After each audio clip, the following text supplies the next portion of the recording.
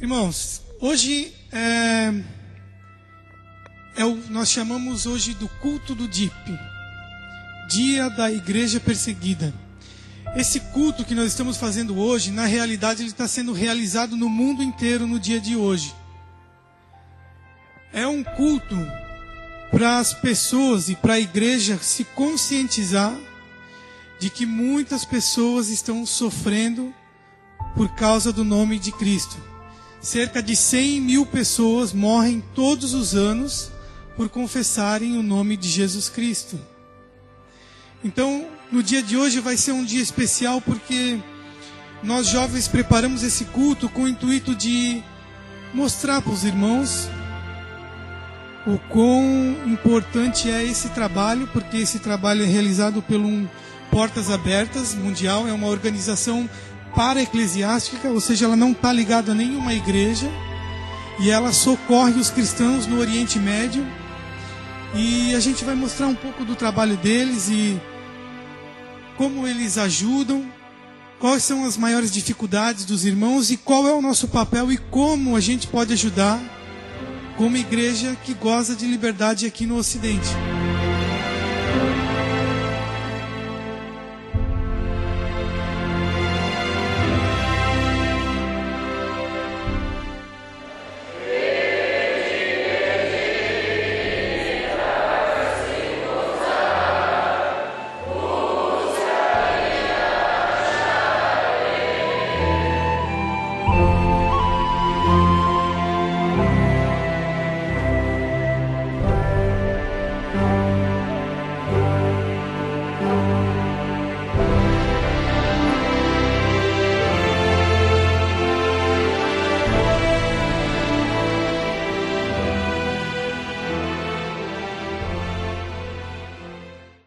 Mas, infelizmente, muitos cristãos são atraídos e envolvidos mais pelas coisas deste mundo do que com coisas de Deus, que diz respeito ao nosso Deus. O mundo tem atraído, infelizmente, os próprios crentes numa direção contrária à vontade do nosso Deus.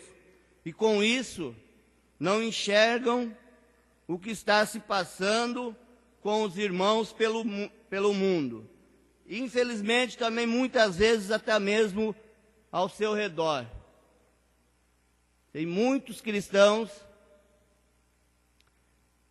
que não estão enxergando por causa das coisas desse mundo, por causa do ter, estão esquecendo do ser e não conseguem enxergar nem mesmo aqueles próprios irmãos que estão ao nosso lado. Isso tem tornado o coração do crente insensível. Por que isso insensível? Um coração insensível. A mídia, por exemplo, mostra todos os dias assassinatos, estupros, crianças violentadas, etc. E outras notícias bárbaras aí que se entramos na internet ou mesmo nos jornais tem mostrado só tragédias e coisas tristes. E isso, meus queridos, tem se tornado algo tão constante em nossas vidas que se ouve, infelizmente, simplesmente muitas pessoas dizerem: morreu, mais um, como se isso fosse algo natural, como se isso não chocasse, como se essa pessoa não tivesse um pai, essa pessoa não tivesse filho, não tivesse um irmão por trás dessa pessoa que morreu, ainda que ela não seja cristã, mas existem outros por trás delas. Existem pessoas sofrendo, existem cristãos perseguidos e morrendo. E a mídia, o mundo tem mostrado coisas que estão fazendo com o coração do crente se tornar insensível, que não enxerga o sofrimento, não enxerga o que as pessoas têm passado. Meus amados, se o nosso coração está insensível com aqueles que nos cercam, aquilo que vemos na mídia, como está o nosso coração com o Zihar? E os outros 100 mil que têm sido mortos por ano de cristãos? Quantas vezes por dia? Por semana? Por mês? Por ano? Nós oramos pelos cristãos perseguidos. Você se lembra o último dia que você orou pelos cristãos que estão sendo perseguidos? Pelo conforto no coração dos seus familiares? Pela salvação dos familiares que ficaram? Muitos cristãos moram, os familiares ficam, não são cristãos ainda. Quantas vezes nós temos orado por eles? E por aqueles que a gente vê na mídia? Será que tem acontecido na nossa vida isso também? Ah, morreu. Olha, fulano foi faqueado, morreu. Ah, mas quem manda? Ele estava lá no lugar errado, na hora errada. Mas você orou? Nós oramos pela família dele? Esse fulano, esse ciclano, como dizem, que morreu ali. Ele tem um pai, tem uma mãe, ou ele pode ser um pai, avô. Nós precisamos ouvimos hoje na escola bíblica isso hoje, empatia, não é? Como que nós vamos orar, nós vamos lembrar, se nós não tivermos empatia por esse povo, pelos nossos irmãos? Se nós não nos colocarmos no lugar deles, para sentir o que eles estão sentindo, seus familiares, e se precisa de dobrar o joelho e pedir para que Deus nos dê empatia por esse povo. Mas voltando para Zihar, como está a nossa fé em Cristo? Se fôssemos nós, na situação do irmão Zihar, qual seria a sua atitude? Negar Cristo? Ou morrer por Cristo? Zihar foi posto à prova. Eu tenho visto pessoas se dizendo cristãos, mas abandonando a sua suposta fé em Cristo por coisas muito menores do que aconteceu com Zihar. Tem cristão abandonando sua fé em Cristo por causa da situação financeira. É verdade, meus irmãos. Tem pessoas que se dizem cristãos abandonando Cristo por causa da sua condição financeira, dizendo ser perseguição, que nesse caso ele julga ser perseguição, onde na verdade é falta de responsabilidade no controle das suas próprias finanças, ou seja, o mais simples, gasta mais do que ganha. Aí vai jogar com Deus. Se eu der 100, Deus vai me dar 200. E Deus não é um Deus de negócio. Outros, de fato, sofrem perseguição do patrão, dos funcionários, vizinho, esposa, marido, filhos. Muitos cristãos têm negado sua fé em Jesus Cristo para ter esses problemas resolvidos, sendo que são resolvidos somente por um momento. É triste, mas tem cristão negando a Cristo, porque o patrão, pelo seu próprio patrão, por quê pelo patrão? O patrão pede para mentir. Olha, você disse que eu não estou aqui, ou algo desse gênero, eu quero que você faça assim, coisa errada. Você está negando a Cristo, porque se ele souber que você é cristão e falar para ele, ou ele vai te mandar embora, ou ele vai confiar mais ainda em você. São um exemplo de como você está negando a Cristo. No nosso dia a dia, infelizmente, isso tem acontecido. Esposa, marido, melhor separar, não é? Não, é porque você não sabe a esposa que eu tenho lá em casa, como costuma dizer o pastor, né? Mas não é motivo. Se separou, você está negando Cristo. Outra forma, que é muito triste, né? Eu estou trazendo agora aqui no meio de coisas mínimas, pequenas, podemos dizer assim, comparado com Zihar, da forma que Cristo é negado.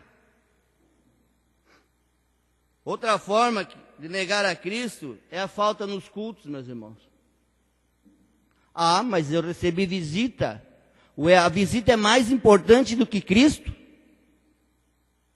salvo situações muito raras. De visita não tenho, porque se eu sou crente, eu sou cristão, aonde que é o meu lugar? No domingo. É adorar o meu Deus, é prestar culto ao meu Deus. Visita, vamos junto. Se tem confiança, não quer junto, fica aí. Daqui a pouco nós voltamos após o culto. Agora nós temos o nosso compromisso com Deus. Essa é uma forma de cristão estar negando a Cristo.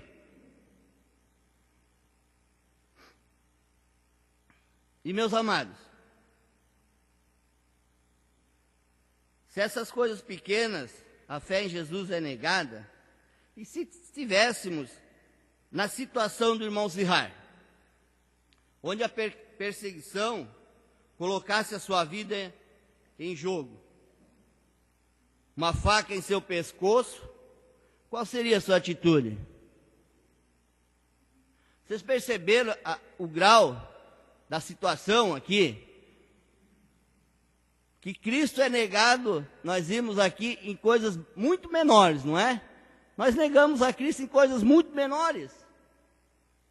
O cristão, infelizmente, tem negado a Cristo em coisas muito menores. E se a faca estiver no nosso pescoço? Se já negou por umas coisas pequenas, banais, que se dobrasse o joelho e ficasse diante de Deus, Deus ia dar força para superar. Se confiasse em Deus, Deus ia solucionar isso. Deus disse que não vai nos abandonar. Eu perdi o emprego porque eu neguei que o meu patrão para mentir.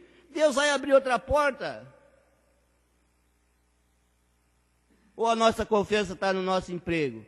Se a minha confiança está no emprego, está na minha esposa, está no meu filho, quando botar a faca no pescoço eu vou negar, né? Pois eu confio neles, eles não vão poder fazer nada por mim, então eu não sei para onde eu vou depois. Com a certeza que eu vou estar com Cristo? Jesus nos dá certeza que nós estaremos com Ele na eternidade. Eu creio que a questão aqui de negar, com a faca também, como eu tinha comentado, a faca em seu pescoço, qual seria a sua atitude? Negar sua fé em Cristo ou morrer por Cristo? Eu creio que a resposta está na fé e na confiança e no compromisso de cada um com Deus. Isso é algo que cada um tem que olhar para dentro do seu coração, olhar para a sua vida e ver, não, de fato, Deus, o Senhor tem misericórdia, me perdoe. Dobrar os joelhos e dizer, olha, eu tenho negado o Senhor, mas eu não quero mais negar o Senhor. Eu quero um compromisso com o Senhor. Mas isso precisa de começar já. Amanhã nós não sabemos. Hoje nós temos liberdade aqui. Glória a Deus por isso. Se com liberdade está difícil de estar no culto, de andar com compromisso, e sem liberdade como que vai ser? Por isso que eu torno a parte da empatia. Se nós não nos colocarmos no lugar de Zihar, da família de Zihar, da família daqueles slides que nós vimos aí, nós não vamos sentir isso. Nós precisamos dobrar o joelho de Deus. Tenha misericórdia, Deus. Me faça enxergar o sofrimento desse povo, Deus. Me faça ter amor pelo próximo. Sabe onde isso começa? Lá no meu vizinho. Lá em casa com a minha esposa, com meus filhos. Qual paciência eu tenho com meus filhos, com a minha esposa? Isso é complicado, é difícil. Preciso trabalhar isso na vida de cada um, porque dentro de casa é que nós nos soltamos. Nós temos liberdade com a família. Precisamos de orar para amarmos mais os nossos vizinhos, mais os nossos familiares, mais aqueles que nos perseguem, mais aqueles que maldizem das nossas vidas. Jesus ensinou nós a orarmos pelos nossos inimigos. Será que nós estamos orando pelos perseguidos, pelos irmãos? Isso é uma questão de cada um olhar para dentro de si. Hoje é o dia da igreja perseguida. Estou falando isso porque é para cada um, não estou acusando ninguém de nada não aqui. Colocando para nós enxergarmos, né, nas nossas vidas, se de fato nós... Como é que está a nossa vida com os irmãos perseguidos? Como é que está a nossa vida com Deus? Né, se nós fôssemos ameaçados hoje.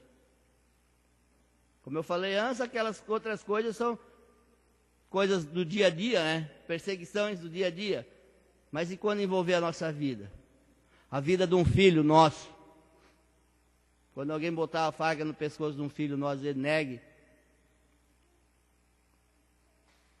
E se eu não tenho certeza, eu não posso ter certeza dos meus filhos que são salvos, mas você pode ter certeza de ter compartilhado, de ter andado na presença de Deus, para que eles possam ter visto isso também, para que você não precise negar a Cristo.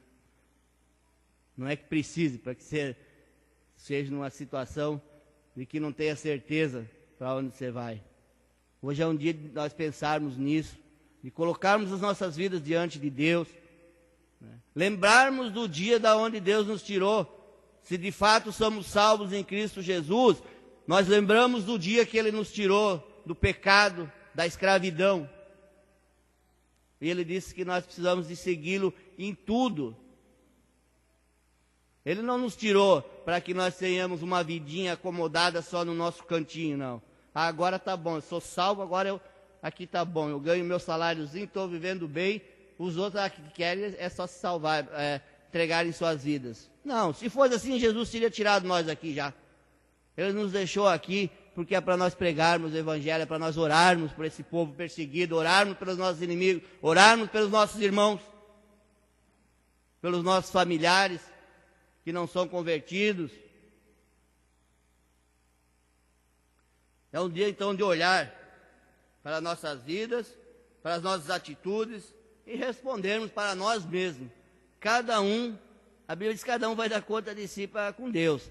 Então é hora de nós olharmos e respondermos para nós mesmos. Dobrarmos o joelho, dizemos: Deus, que o Teu Espírito me traga à mente o que eu devo fazer, me dê sabedoria, faça enxergar de fato o meu papel na vida cristã. O Ministério Portas Abertas nos mostra, que é esse dos slides, do teatro, esse ministério ele nos mostra 9 princípios bíblicos que podemos aprender com a igreja perseguida e para aplicarmos em nossas vidas isso. Nós vamos dar uma olhadinha nesses princípios bíblicos aqui que podem ser aplicados em nossas vidas. Eu não vou convidar vocês a abrir só as Bíblias, porque vocês não vão conseguir ver nada, né? Para vocês verem a dificuldade que o povo perseguido, né, passa. Nós aqui tivemos luzes, aqui outras coisas ainda, mas eles não têm isso não. Muitos nem cantar como nós cantamos, é só por mímica.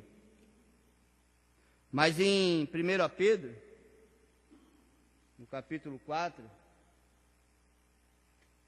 versículos de 12 a 14, a Bíblia diz que: amados, não estranheis a ardente prova que vem sobre vós para vos tentar, como se coisa estranha vos acontecesse. Versículo 13: mas alegrai-vos no fato de serdes participantes das aflições de Cristo, para que também na revelação da sua glória vos regozijeis e alegreis. Sendo pelo nome de Cristo sois vituperados, bem-aventurados sois, porque sobre vós repousa o Espírito da glória e de Deus, quando a eles, é ele sim, blasfemado, mas quando a vós é glorificado. A Bíblia claramente explica como os cristãos devem agir quando são perseguidos. Nossos irmãos que atualmente permanecem firmes durante a tempestade nos oferecem encorajamento específico. E eles dizem assim: primeiro ponto que pode nos auxiliar, né, quanto à igreja perseguida, quanto aos nossos que nós estamos passando mesmo aqui, nas nossas perseguições, é que não fique surpreso. As Escrituras têm muito a dizer sobre nossas atitudes e como devemos reagir quando formos testados, provados e perseguidos. Na primeira carta de Pedro, ele nos fala para não ficarmos surpresos quando tais coisas acontecerem conosco. Pedro ensina que quando a perseguição e o sofrimento chegarem até nós, nossa primeira reação não deve ser de surpresa. Mas se nós não estivermos alicerçados na palavra de Deus, no amor de Cristo, no compromisso com Deus, você pode ter certeza que você vai ser surpreendido. E a surpresa não vai ser boa. Nem colocando a questão aqui de Zihar aí nessa situação de morte, mas até mesmo entre o próprio casal, entre os filhos, quando surgir situações na família, você vai ser pego de surpresa. E você não pode ser pego de surpresa, você tem que estar preparado. E só vai estar preparado se estiver na dependência do nosso Deus. Ponto 2, regozije-se. O apóstolo Paulo nos ordena a nos regozijar. Filipenses 4:4, quando nos alegramos, nossa fé cresce e nossos temores se tornam menores. Em 1 Pedro, no capítulo 4, versículo 13, somos direcionados a nos alegrar nas nossas provações. Uma das promessas de Deus mais confortantes é: sabemos que todas as coisas cooperam para o bem daqueles que amam a Deus, daqueles que são chamados segundo o seu propósito. De todas as coisas, tem gente que esquece esse versículo aqui da Bíblia, eu acho que é tirado fora da Bíblia. Porque se ele diz todas as coisas, não são só as coisas boas. Se são todas as coisas, quer dizer que nós vamos passar dificuldades. Não que eu queira, também não quero sofrer, passar. Mas é bíblico, está aqui, diz que todas as coisas cooperam para o bem daqueles que amam a Deus. Então, por que eu não vou me regozijar nas tempestades? Porque eu não estou confiando no meu Deus. Meu Deus também sofreu. Jesus veio à terra, sofreu os mesmos sofrimentos nossos. Por isso eu preciso estar com compromisso com Deus, com a minha vida de oração, uma vida temente a Deus, em obediência, e eu posso esperar todas as coisas. E Jesus mesmo disse que nesse mundo tereis aflições. Então, se ele disse que nós vamos ter aflições e todas as coisas cooperam, é mais aí, está dizendo, estou sujeito a passar por dificuldades, por perseguição. Mas será que eu vou negar meu Cristo na perseguição? Até onde vai a minha fé? 1 Pedro 4 indica que o Espírito Santo está sobre nós, para nos equipar e nos sustentar durante a dor e o temor. Ele é o único que dá graça especial para continuamente nos regozijarmos em meio às circunstâncias. Mas como que o Espírito Santo vai agir na minha vida? Eu não oro, eu não leio a Bíblia. Culto? Raramente. Não, hoje tem aniversário de fulano, não, hoje tem praia, sol, verão. Vou para a praia, hoje não vai dar tempo de chegar no culto. Como é que o Espírito vai agir? Não vai agir, eu não vou me regozijar nunca, porque eu estou agindo na carne, estou abafando o Espírito Santo de Deus. Não, a Bíblia diz que nós não devemos entristecer o Espírito Santo. Como é que nós entristecemos ele? Não obedecendo, não orando, não jejuando, não orando a Bíblia, não participando dos cultos, das atividades da igreja. Como é que ele vai agir se ele está lá abandonado lá no canto? Como que ele vai nos dar graça se ele está lá num cantinho, abandonado? Ponto 3. Ore com gratidão. Filipenses 4:6. Não estejais inquietos por coisa alguma. Antes, as vossas petições sejam em tudo conhecidas diante de Deus, pela oração e súplica, com ação de graças. E o 7 ainda diz: e a paz de Deus, que excede todo o entendimento, guardará os vossos corações e os vossos sentimentos em Cristo Jesus. Filipenses, então, no capítulo 4, versículo 6, o apóstolo Paulo nos exorta a não andarmos ansiosos. Ao contrário, devemos agir com atitude de gratidão, porque Deus tem um propósito para nós e nos supre com o poder da ressurreição. Precisa coisa maior do que isso? Muitos, infelizmente, mesmo no meio cristão, a preocupação com o ter. Não, eu preciso, eu tenho que comprar aquela casa, eu preciso de comprar aquele carro novo. Deus já nos deu, e isso vira uma ansiedade, não vira? A pessoa coloca isso como um alvo, né? E fica ansioso por ter essas coisas, outras meios de ansiedade, né? Outras dificuldades nas nossas vidas, ficamos ansiosos com outros problemas, outras coisas. Para que isso? Deus já nos deu o milagre, a bênção maior que poderia existir, que é a vida eterna em Cristo Jesus, nosso Senhor. Por que eu preciso de andar ansioso pelo dia de amanhã? Eu preciso organizar minha vida assim, não é para deixar jogado. Mas aquilo não pode virar o meu Deus. Coloque na mão de Deus. Ore, deixe que Deus vai abrindo as portas. Deus tem um propósito, tem planos maravilhosos para as nossas vidas. Ele quer o nosso bem. Se Ele não quisesse o nosso bem, Jesus, Ele não teria enviado o seu Filho. Deus nos ama de tal maneira. Será que Ele não vai cuidar de nós? Ele não tem as melhores intenções com as nossas vidas? Então por que andar ansiosos? O versículo seguinte, o versículo 7 de Colossenses 4, ele expressa o resultado de um coração grato. E a paz de Deus, que excede todo entendimento, guardará os vossos corações e as vossas mentes em Cristo Jesus. Quantas vezes também nós oramos agradecendo a Deus? Pedir, né? Ainda pedir mais, a Bíblia, pedir errado, a Bíblia diz, né? E lembrar de agradecer. Eu acho que as nossas orações, elas podiam ser todas de agradecimento, né? Porque Deus, que Ele já tem feito, o milagre de ter nos resgatados do pecado, do inferno. Muitos não gostam de falar do inferno, mas o inferno existe. A Bíblia fala muito mais do inferno do que do céu.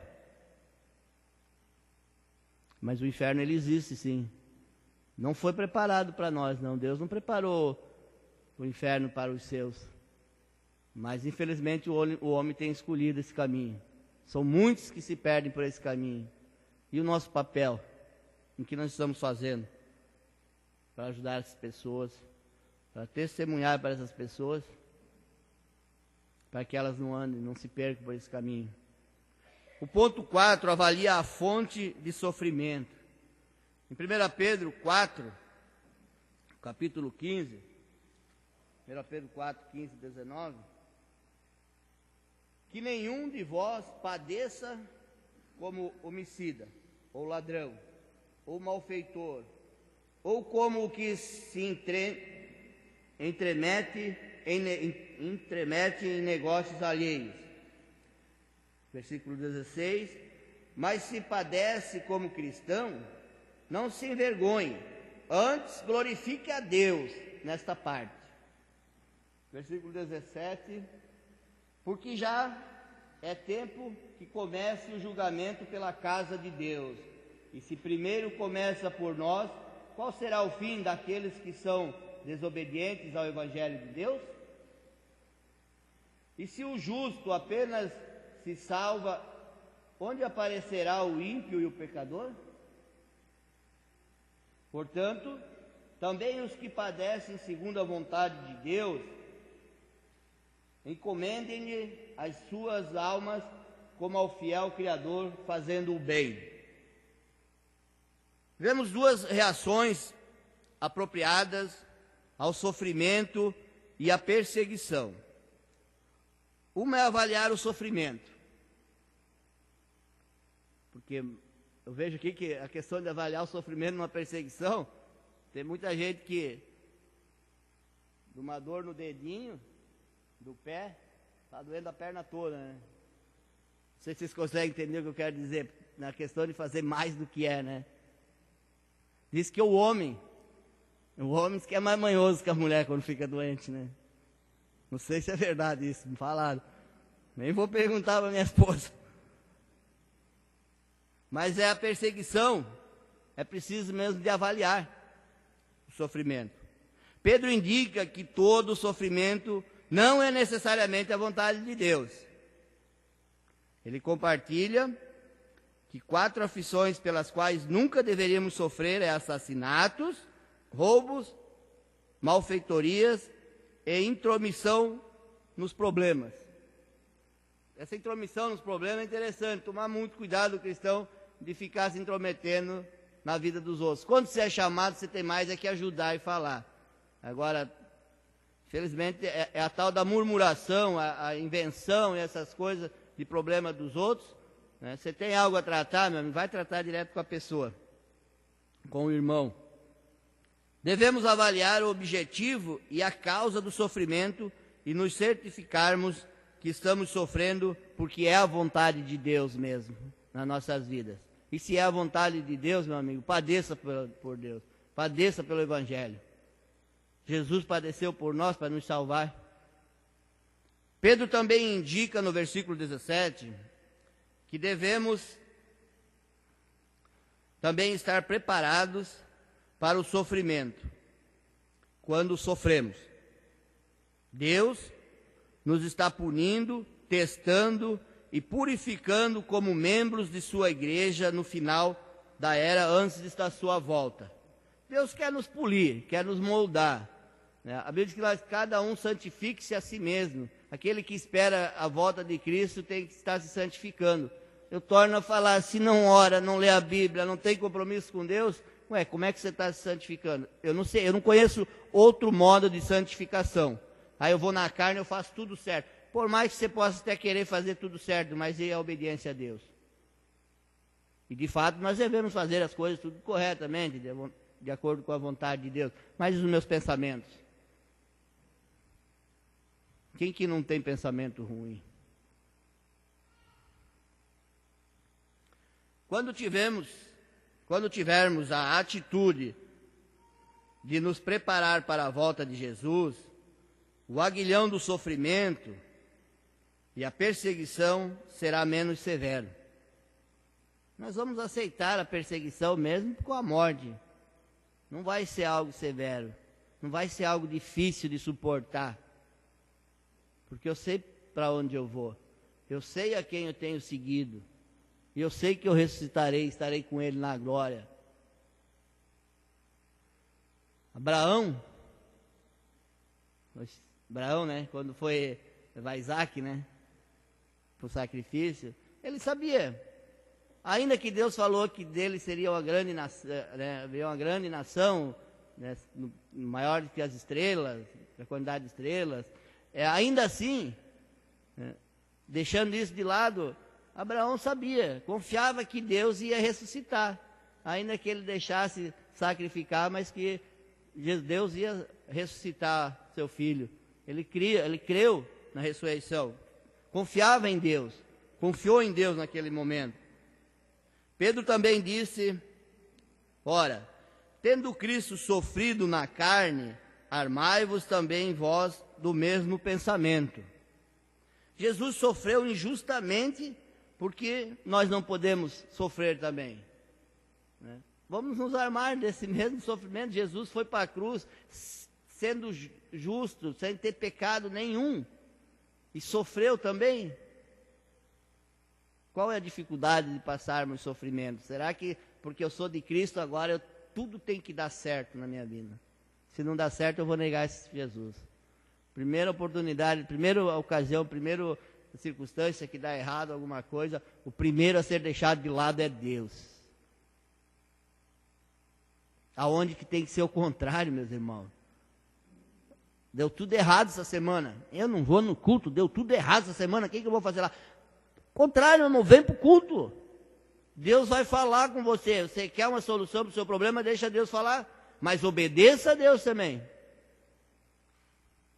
Recuse ter vergonha. Cristãos não devem se sentir envergonhados quando estiverem sofrendo. Se perceberem que sofrer por Jesus é normal e que os cristãos em todo o mundo estão sofrendo situações parecidas, eles serão encorajados. Pedro diz, mas se o sofrer como cristão, mas se sofrer como cristão, não se envergonhe disso, antes glorifique a Deus com esse nome. Se você estiver sofrendo aflições, estiver sofrendo perseguição, glória a Deus, Deus louvado seja o Senhor quer me moldar, o Senhor quer mudar a minha vida, o Senhor tem um propósito nessa perseguição, que seja feita a tua vontade. Nesse mundo tereis aflições, mas tenha bom ânimo, eu venci o mundo, Jesus falou. Por que eu não posso padecer por ele, então? E não esquecendo que Jesus disse que aquele que me envergonhar diante dos homens, né, eu negarei também diante de meu Pai, né? Mais ou menos por aí, lembrar que Jesus falou isso. Sexto ponto, reaja como Cristo reagiu. Quando sofremos, devemos reagir como Cristo reagiu. Ele não pagou insulto com insulto. Ele não ameaçou.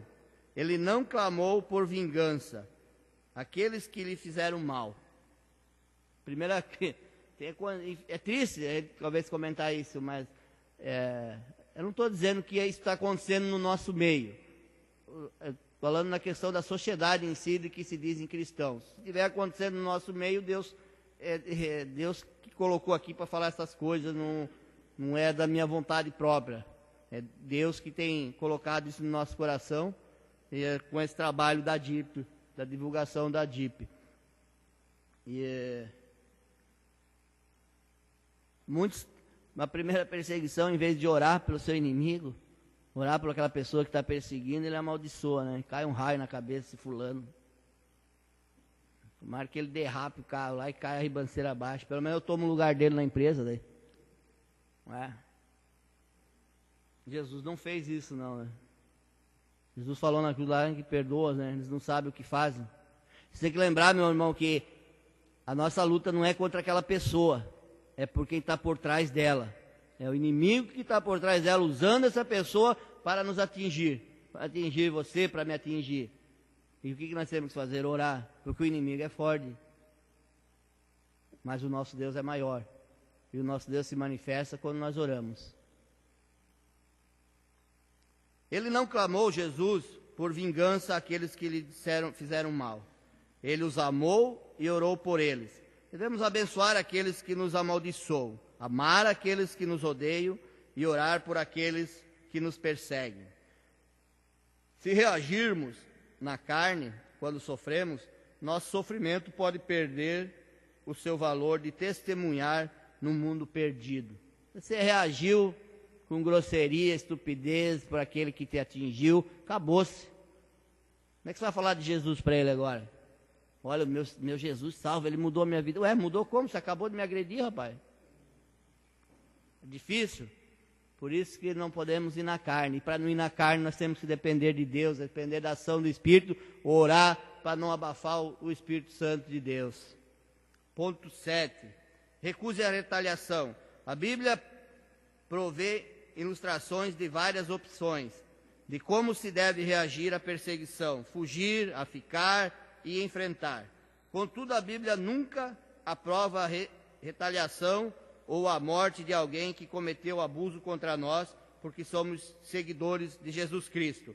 Tem horas que é melhor fugir, tem horas que dá para ficar, encarar de frente com mansidão, com domínio próprio, para poder falar com a pessoa firme, mas com amor.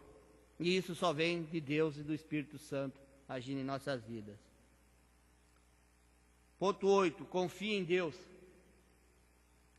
Pedro também indica, aí 1 Pedro 4,19, que a atitude e a reação de um discípulo devem ser de confiar sua vida a Deus. A palavra confiar é um termo bancário que se refere a depositar ou a dar alguma coisa para ser mantida em lugar seguro. Meus irmãos, não tem lugar mais seguro que deixarmos as nossas vidas no controle do nosso Deus.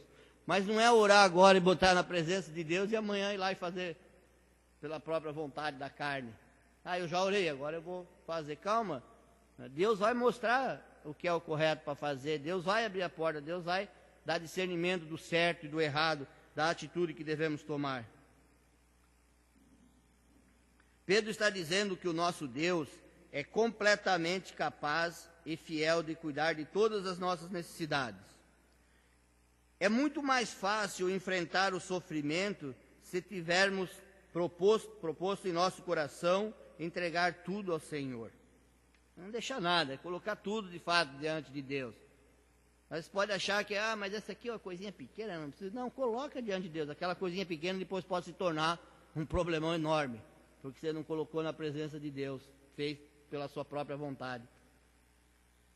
Se tivermos uma atitude de submissão, obediência e serviço sacrificial, não seremos vencidos nas provações e perseguições que Ele possa permitir. Deus não vai permitir também mais do que aquilo que nós possamos suportar. Antes que Ele vai dar o escape também. Mas para isso é preciso de confiar, precisa de entregar na presença dEle. Ponto 9, último. Como membros da mesma família, é nossa responsabilidade ajudar um parente que esteja sofrendo. O corpo de Cristo está forte quando cada parte está unida. Quando uma parte sofre, todos os outros membros sofrem. Deixa eu contar uma história de um senhor aqui, Salamat Masih, no Paquistão, foi acusado de escrever blasfêmias contra o profeta Maomé. Mesmo Salamat sendo analfabeto. Interessante, ele era analfabeto e ele escreveu. Estava sendo acusado de ter escrito blasfêmias, Ele estava no corredor da morte, mas finalmente não foi condenado. Durante o tempo estressante, Salamat recebeu cartões de todo o mundo. Cada cartão lhe assegurava que as pessoas estavam orando por ele. Nunca percebi que tinha tantos irmãos ao redor do mundo, disse Salamat. Meus queridos, o que aqueles irmãos estão esperando de nós, as nossas orações,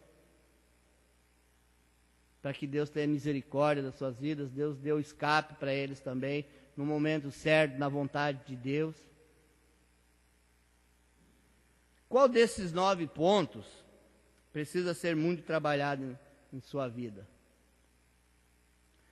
Como você vê que a igreja perseguida pode influenciar você e sua família a suportarem os desafios sem desanimar? Eu não sei quanto a vocês, irmãos, mas olhando para a situação, a gente tem pesquisado, tem lido, e o sofrimento desse povo é muito grande. E nós só vamos perceber isso quando, de fato, nós nos colocarmos no lugar deles. Essa história de Zihar é verdadeira. A esposa ficou, de fato, com 5 filhos, e não era cristã. Aí o que aconteceu? O povo cristão abandonou ela, O povo cristão deixou ela de lado. E como é que nós temos agido? Eles não deixaram, Nós vimos que não. Que o povo foi lá apoiar. Como que está a nossa vida diante daqueles que precisam? Mas você não é crente mesmo, não vou ajudar. Nós temos trabalhado, graças a Deus. É pouco. Mas o pouco que tem vida é distribuído para aqueles que precisam. E nem todos são crentes. Falando de alimentos, da cesta básica. Então hoje é um dia, irmãos, de nós nos colocarmos diante de Deus, de olharmos para as nossas vidas, de vermos como é que está o nosso compromisso com Deus, e se eu não estou comprometido, que hoje seja um dia de dizer, não, Deus, eu consagro a minha vida ao Senhor, Pai, eu quero te servir, me mostre, Pai, como eu devo agir, mas me mostre e não fique esperando, vai orar, vai dobrar o joelho, vai meditar na palavra de Deus, e Deus vai falar com você. Deus fala conosco, e é através da sua palavra. Muitas vezes nós vimos Deus falando conosco fora, quando nós passamos essas perseguições, dificuldades. Deus diz, olha para mim, meu filho, olha para cá, você está olhando para o lado errado, você está andando na direção contrária, volta para cá. Mas o nosso coração às vezes é duro, tinhoso, quer dar um jeitinho, vou desviar por aqui, depois eu volto, cuidado. Caminhos que aos homens parecem caminhos retos, mas no fim são caminhos de morte. A verdadeira fé é aquela que confessa ao Senhor. E confessar ao Senhor é confessar em qualquer circunstância. Ser fiel até a morte e dar-te a coroa da vida. Não que somos salvos pela nossa fidelidade, mas é a nossa fidelidade é a evidência que somos salvos. O crente persevera porque ele é salvo. Ele não é salvo porque ele persevera. Ele persevera porque é salvo. E é só mesmo na dificuldade que nós vamos poder dizer se estamos preparados ou não para que suportemos um momento como esse, que o Mauro disse, faca no pescoço. Mas digo para você, se na facilidade você estiver vigiando, na dificuldade você vai ser fiel. Então, na facilidade, vigie, seja fiel. E na dificuldade você vai ter força para suportar. Que Deus nos ajude, nos abençoe, que possamos pensar nos irmãos perseguidos e possamos estar prontos, se for a vontade de Deus, para suportarmos também a perseguição.